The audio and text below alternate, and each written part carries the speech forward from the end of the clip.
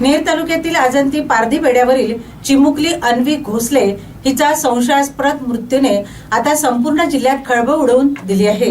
अन्वीच्या मृत्यूनंतर संशय बळावल्याने प्रशासनाने चिमुकलीचा पुरवलेला मृतदेह आता बाहेर काढण्यात आलेला आहे।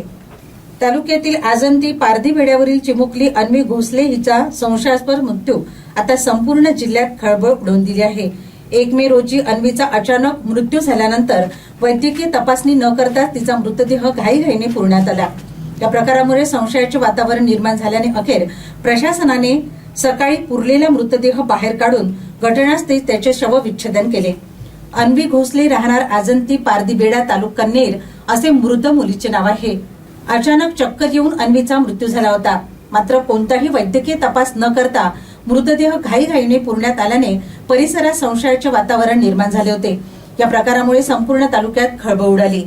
स्थानिक नागरिकांनी अन्वीचा मृत्यू उष्माघातामुळे किंवा तीव्र पाणी टंचाईमुळे झाल्याचा आरोप केला आहे।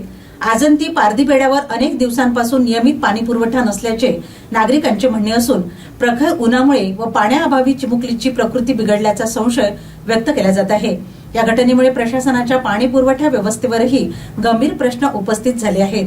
अन्वीच्या मृत्यूमागील नेमके कारण शोधण्यासाठी शनिवार दिनांक 9 मे रोजी सकाळी 8 वाजता प्रशासन, फॉरेन्सिक टीम आणि आरोग्य विभागाच्या उपस्थितीत स्मशानभूमीतून मृतदेह बाहेर काढण्यात आला।